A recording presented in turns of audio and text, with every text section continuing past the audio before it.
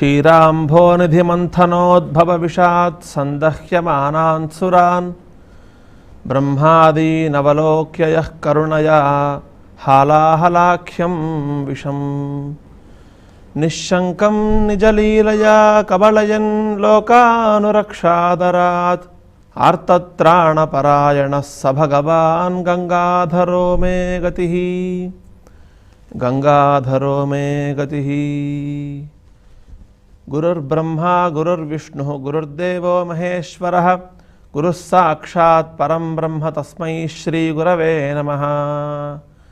अस्मच्छ्रीगुरुचरणारविन्दाभ्यां नमः। అంధో మణిమ విందతు. ఒక యోగీశ్వరుడు తన యొక్క ఇంద్రియాలన్నిటినీ కూడా నిగ్రహించుకుంటాడు. అటువంటి నిగ్రహించే సామర్థ్యాన్ని పొందుతాడు. మనకున్నటువంటి ఇంద్రియాలన్నీ కూడా పరాంగుఖాలుగా ఉంటాయని మనకి ఉపనిషత్తులు చెప్తున్నాయి. అంటే ఎల్లప్పుడూ కూడా ఈ కళ్ళు రూపం గురించి ఆలోచిస్తూ ఉంటుంది. ఎదురుకుండా ఉన్నటువంటి వస్తువుని స్వరూపాన్ని చూడటం కోసం ఎల్లప్పుడూ కూడా ఉత్సాహపడుతూ ఉంటుంది.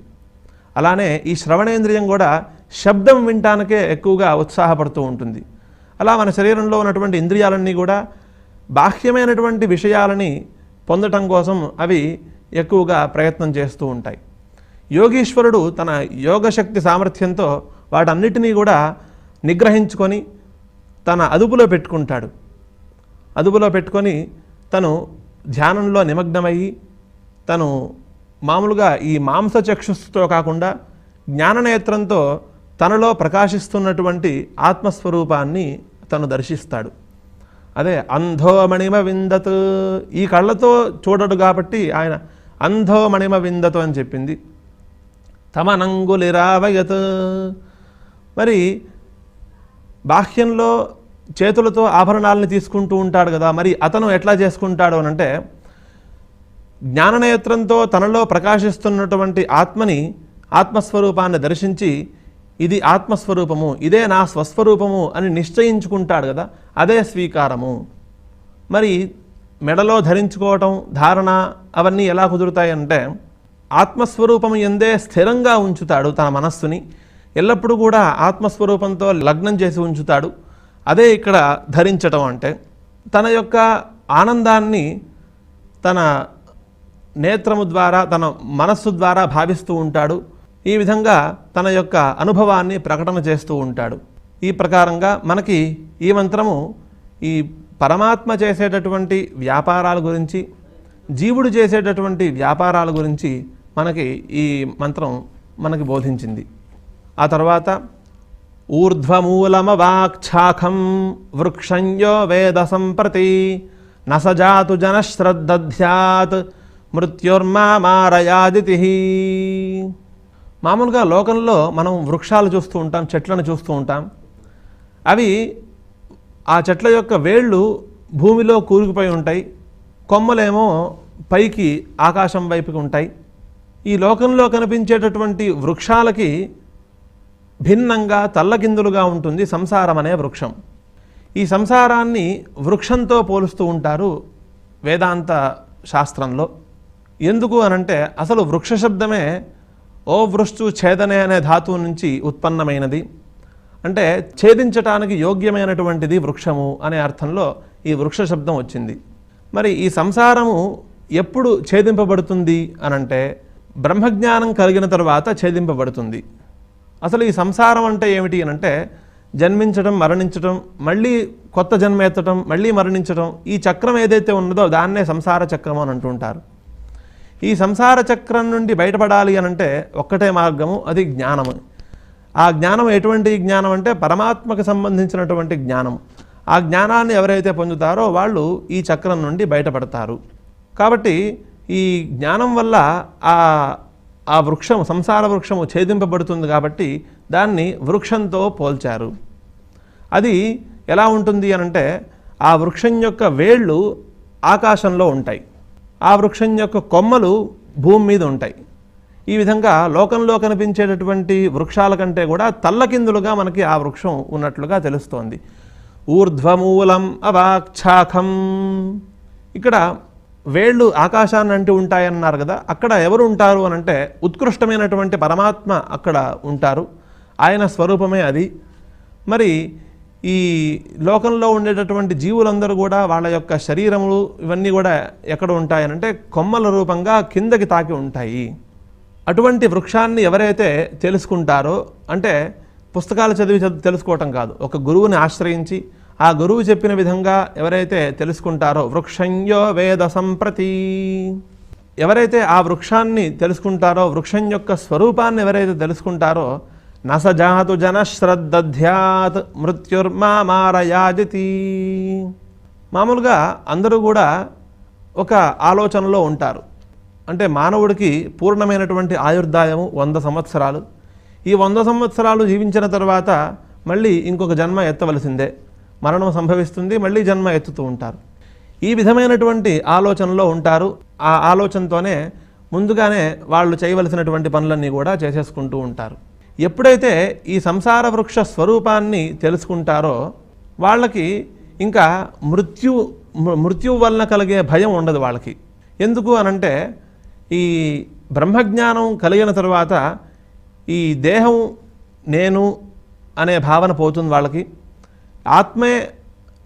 ఆత్మస్వరూపమే నేనై ఉన్నాను, ఇదంతా కూడా ఉపాధి, ఈ జననము మరణము ఇవన్నీ కూడా ఈ శరీరానికి సంబంధించినవే కానీ ఆత్మకి సంబంధించినవి కావు అనే ఆలోచనలోకి వస్తారు, అనే జ్ఞానం కలుగుతుంది వాళ్ళకి. తద్వారా ఆ మృత్యువు వలన కలిగే భయం వాళ్ళకి ఉండదు. ఈ సంసార వృక్షం గురించి ఉపనిషత్తులలో అనేక చోట్ల, అనేక ఉపనిషత్తులలో చాలా విస్తారంగా మనకి కనబడుతోంది. అందులో తైత్రీయ ఉపనిషత్తులో ప్రధానంగా మనకు ఒక మంత్రం కనబడుతోంది శిక్షావళిలో. అహం వృక్షస్య రేరివ కీర్తిః పృష్ఠం గిరేరివ ఊర్ధ్వ పవిత్రో వాజినీవ స్వమృతమస్మి ద్రవిణగుం సవర్చసం సుమేధా అమృతోక్షితః ఇతి త్రిశంకోర్వేదానువచనం. బ్రహ్మజ్ఞానాన్ని అనుకునేటటువంటి వ్యక్తి ఈ విధంగా ప్రార్థన చేస్తున్నాడు. అహం వృక్షస్య రేరివా, ఈ సంసార వృక్షాన్ని నేను ఛేదించేవాడిగా ఉండాలి, నా సంసార వృక్షము ఛేదనకి గురవ్వాలి అని ఈ మంత్రంలో ప్రార్థిస్తున్నాడు. ఎప్పుడైతే ఈ సంసార వృక్షం గురించి తెలుసుకుంటాడో మానవుడు ఆ విషయంలో విరక్తిని పొందుతాడు. ఆ వైరాగ్యం వల్ల బ్రహ్మజ్ఞానాన్ని పొందాలని అనుకుంటాడు. బ్రహ్మజ్ఞానం ద్వారా సమూలంగా ఈ అజ్ఞానం అంతా కూడా పోతుంది. అప్పుడు బ్రహ్మజ్ఞానం వల్ల వాడు మోక్షాన్ని పొందుతాడు. ఇదే మనకి శాస్త్రకర్తలు చెప్పినటువంటి క్రమము. జ్ఞానాన్మోక్ష అనే సిద్ధాంతమే ప్రామాణికమైనటువంటి సిద్ధాంతంగా మనకు తెలుస్తోంది. అటువంటి జ్ఞాని ఈ సంసార వృక్షం వల్ల వచ్చేటటువంటి ఆ మృత్యువు వల్ల భయాన్ని వీడు పొందడు. అదే విషయం ఈ మంత్రంలో చెప్పబడుతోంది. నసజాతు జనశ్రద్ధధ్యాత్ మృత్యుర్మామారయాజితి. ఈ విషయంలో ఒక చిన్న ఉదాహరణ. భాగవత మహాపురాణాన్ని శుక మహర్షి పరీక్షన్ మహారాజుకు బోధించాడు. ఆ పరీక్షన్ మహారాజు మృత్యువు వలన భయపడుతున్న సందర్భంలో ఈ భాగవత పురాణాన్ని సప్తాహ రూపంగా ఆ పరీక్షన్ మహారాజుకు బోధించాడు. ఈ పురాణాన్ని విన్న తర్వాత భగవంతుని యొక్క తత్వాన్ని తెలుసుకొని, పరమాత్మ యొక్క స్వరూపాన్ని, ఆత్మస్వరూపాన్ని తెలుసుకొని ఆ పరీక్షన్ మహారాజు మృత్యువు విషయంలో భయాన్ని విడిచిపెట్టాడు. చివరికి ఆయనకి ఈ మృత్యు అనేది దేహానికి సంబంధించిందే కానీ ఆత్మకు సంబంధించినది కాదు, అందువల్ల నేను ఈ విషయంలో భయపడకూడదు అని నిశ్చయించుకున్నాడు. అదేవిధంగా ఇక్కడ ఊర్ధ్వమూలమవాక్ఛాఖం వృక్షంయో వేద సంప్రతి నసజాతు జనశ్రద్ధధ్యాత్ మృత్యుర్మామారయాజితి. ఎవరైతే ఈ సంసార వృక్షం గురించి గురువుల ద్వారా, శాస్త్రముల ద్వారా తెలుసుకుంటారో వాళ్ళు ఈ మృత్యువు వలన భయపడరు వాళ్ళు అనే విషయం మనకి ఈ మంత్రం ద్వారా తెలుస్తోంది. ఆ తర్వాత మంత్రంలో హసితగుం మృజితం గీతం వీణాపణవలాసితం మృతం జీవంచ యత్కించిత్ అంగాని స్నేవ విద్ధి తత్. ఈ విధంగా మనకి అనేక మంత్రాల ద్వారా పరమాత్మ యొక్క స్వరూపాన్ని, బ్రహ్మజ్ఞాన యొక్క అనుభవాన్ని ప్రకటన చేసేటటువంటి మంత్రాలు మనం విన్నాము. అలానే సంసార వృక్షం గురించి చెప్పినటువంటి మంత్రం కూడా మనం విన్నాం. ఇప్పుడు ఈ మంత్రం ద్వారా మనకి వివేకాన్ని కలుగజేస్తోంది వేదం. ఏది ఆత్మవస్తువు, ఏది అనాత్మ వస్తువు, దేనికి వికారాలన్నీ ఉంటాయి, దేనికి ఉండవు అనే విషయాన్ని మనకి ఈ మంత్రం ద్వారా తెలియపరుస్తుంది. రుజితం గీతం వీణాపణవలాసితం మృతం జీవంచ యత్కించిత్ అంగాని స్నేవ విద్ధి తత్. ఈ శరీరము ఉన్నది లోకంలో.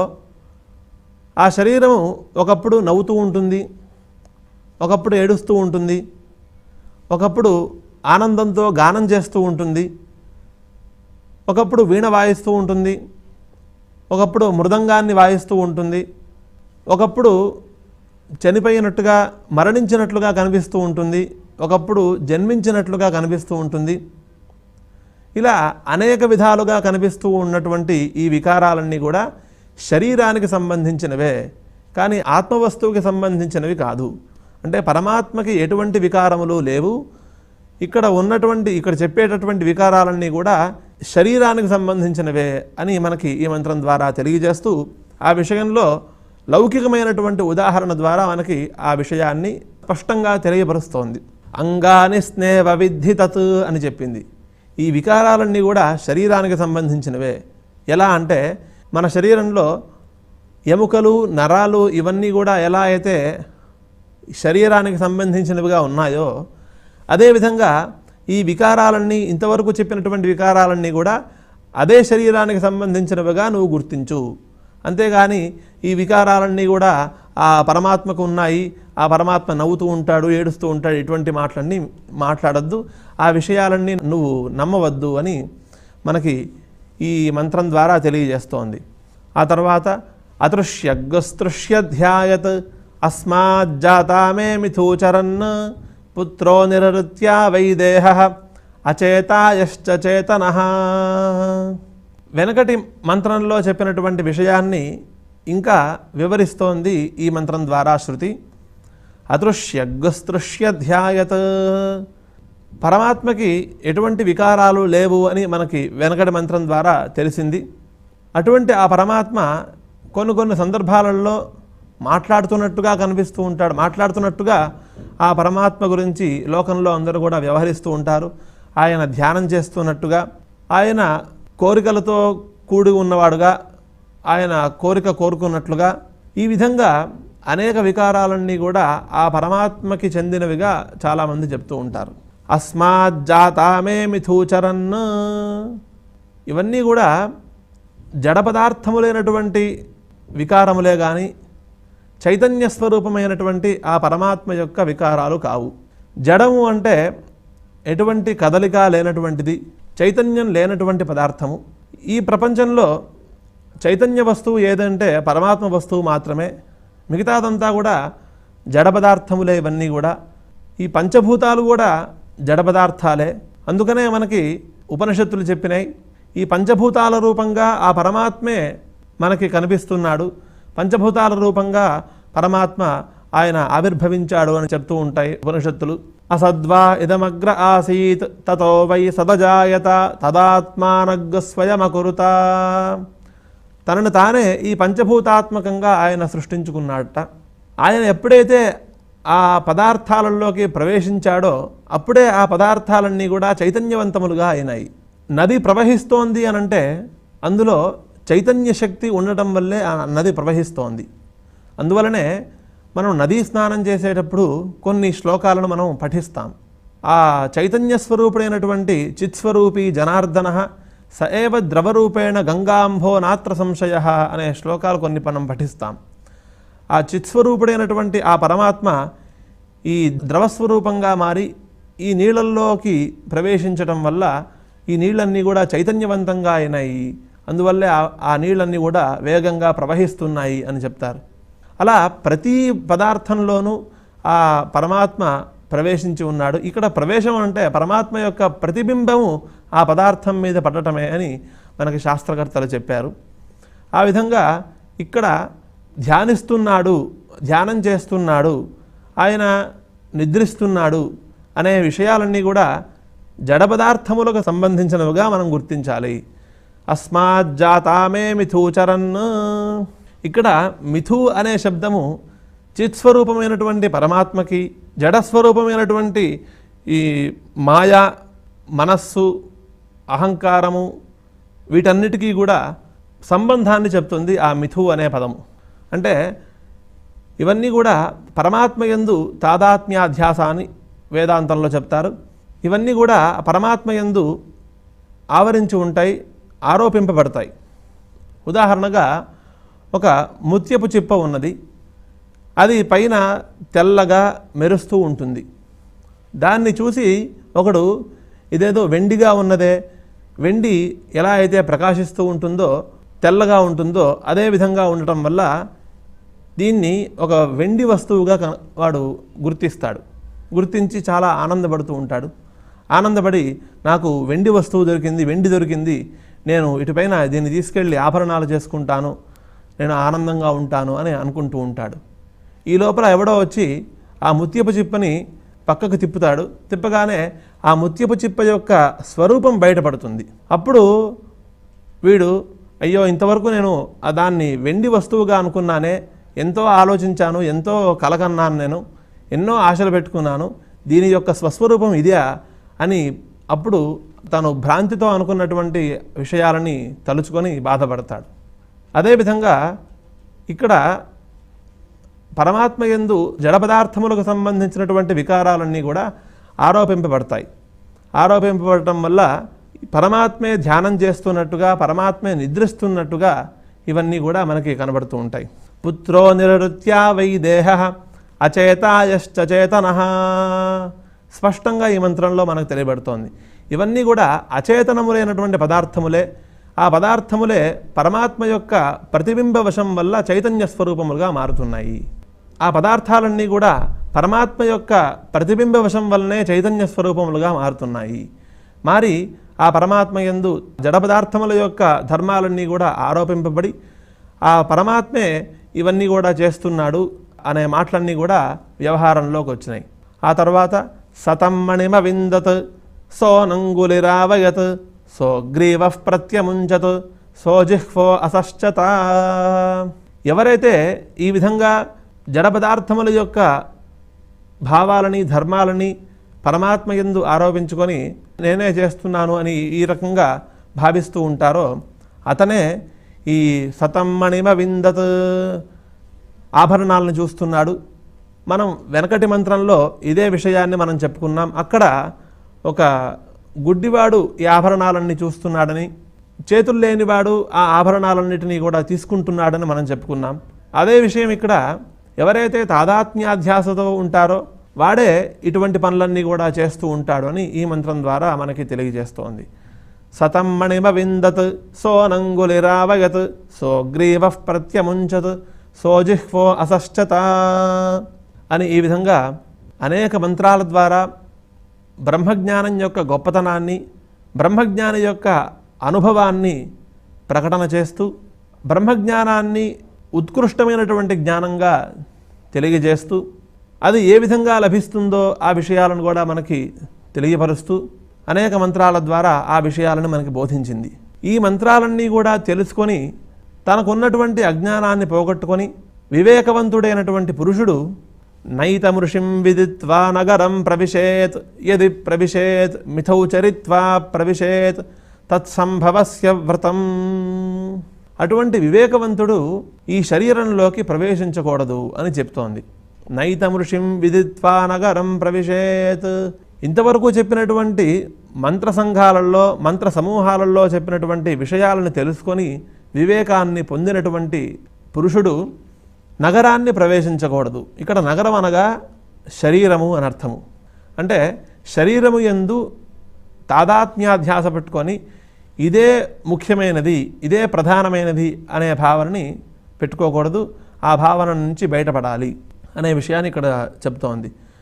ఒకవేళ ఏది ప్రవిశేత్, ఒకవేళ పూర్వజన్మ వాసన వల్ల ఈ దేహము యందు తాదాత్మ్యాధ్యాస కనుక కలిగినట్లయితే మిథౌ చరిత్వా ప్రవిశేత్, అప్పుడు ఒక గురువుని ఆశ్రయించి ఆ గురువు ద్వారా శాస్త్రార్థ పర్యాలోచన చేసి శాస్త్రంలో చెప్పినటువంటి విషయాలన్నీ కూడా బాగా అవగతం చేసుకొని ఆ విధంగా సాధన చేసి ఈ దేహానికి సంబంధించినటువంటి విషయాలన్నిటికీ కూడా దూరంగా ఉండటానికి ప్రయత్నం చేయాలి. మిథౌ చరిత్వా ప్రవిశేత్ తత్సంభవస్య వ్రతం. ఈ విధంగా సంభవుడు అనేటటువంటి ఒకానొక మహర్షి ఈ విధంగా చెప్పినట్లుగా మనకు కనిపిస్తోంది. ఆయన యొక్క ఆచారం ఇది, ఆయన యొక్క ధర్మం ఇది. ఆయన ఈ వ్రతాన్ని ఈ ప్రకారంగా ఈ పద్ధతిని ఆయన అవలంబించాడు, ఈ ధర్మాన్ని ఆయన ఆచరించాడు. కాబట్టి ఎవరైతే ఈ విషయాలని తెలుసుకొని వివేకాన్ని పొందుతూ ఉంటారో వాళ్ళు దేహము యందు తాదాత్మ్యాధ్యాస లేకుండా ఆ పరమాత్మ స్వరూపాన్ని గురించే ఎక్కువగా ఆలోచిస్తూ ఉండాలి అనే విషయం మనకి ఈ మంత్రం ద్వారా తెలుస్తోంది. ఈ ప్రకారంగా బ్రహ్మ గురించి, బ్రహ్మజ్ఞాని గురించి, పరమాత్మ గురించి సంబంధించిన విషయాలన్నిటినీ కూడా బోధించి ఈ మంత్రంతో సమాప్తి చేసి పై మంత్రంతో మళ్ళీ ప్రకృతంలోకి, అంటే ఈ ఆరుణకేతుక చయనానికి సంబంధించిన మంత్రాలు కాబట్టి ఆ ఆరుణకేతుక చయనానికి సంబంధించిన విషయములనే మళ్ళీ తిరిగి బోధించటానికి ప్రారంభిస్తోంది. ఆతమగ్నే రథంతిష్ఠ ఏకా ఆశ్వమేక యోజనం ఏకచక్రమేకధురం వాతధ్రాజి గతిం విభో. ఆరుణకేతుక చయనంలో ఏ దేవతనైతే ఉపాసిస్తూ ఉంటారో ఆ దేవతని సంబోధించి ఈ మంత్రంలో మాట్లాడుతున్నారు. ఆతమగ్నే రథంతిష్ఠ, ఓ అగ్నిదేవ. ఇక్కడ అగ్నిదేవుడు అంటే సాక్షాత్తు ఆదిత్య స్వరూపుడే. ఎందుకంటే ఉత్తరత్ర పై మంత్రాలలో మనకి ఈ అగ్నికి ఆదిత్యుడికి భేదం లేదు అనే విషయం మనకి తెలియబడుతోంది.